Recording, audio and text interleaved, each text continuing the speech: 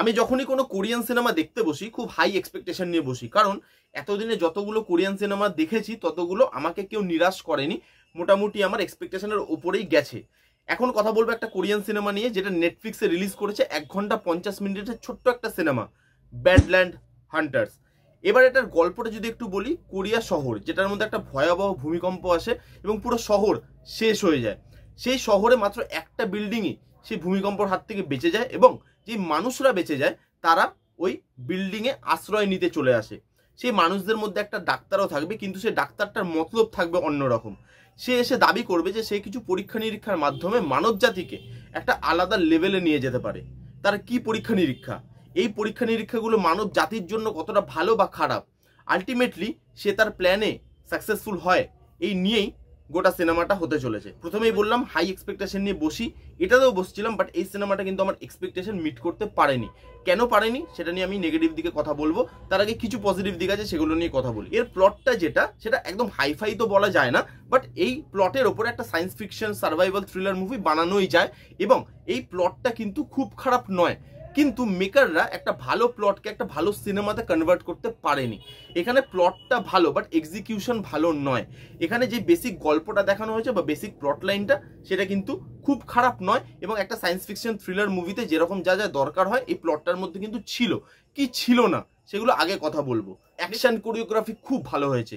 এখানে যেভাবে অ্যাকশন দেখানো হয়, প্রচুর অ্যাকশন আছে সিনেমা জুড়ে, অ্যাকশনগুলো দেখতে ভালো লাগে, ল্যাভিশভাবে শ্যুট করা, সেই অ্যাকশনে ক্যামেরা ওয়ার্ক খুব ভালো, সেই অ্যাকশনে অ্যাক্টরদের পারফরমেন্স খুব ভালো হয়েছে। তো অ্যাকশন খুব ভালোভাবে শ্যুট করা হয়েছে, টাকা পয়সা খরচা করে বানানো হয়েছে, দেখে বুঝতে পারবেন এবং অ্যাকশন সিকোয়েন্সগুলো আপনার মজা লাগবে দেখে।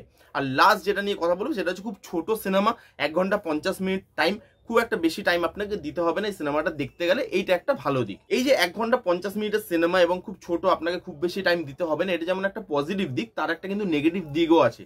সেটা হচ্ছে এই 1 ঘন্টা 50 মিনিট টাইমের জন্য না এই সিনেমাটাতে কোনো কিচ্ছু ওয়ার্ক করে না। কিছুদিন আগে আমি একটা সিনেমা রিভিউ করেছিলাম, কোরিয়ান সিনেমা, সেটার নাম ছিল এমার্জেন্সি ডিক্লারেশন।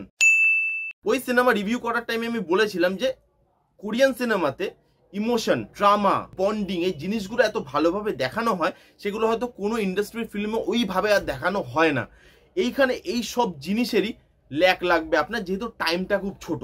এখানে ক্যারেক্টারগুলো ভালোভাবে বিল্ড আপ করা হয় না, স্ক্রিন প্লে খুব ফাস্ট পেস করা হয়েছে এবং ফাস্ট পেসের জন্য আপনার বোঝার আগেই সিনেমাটা শেষ হয়ে যায়।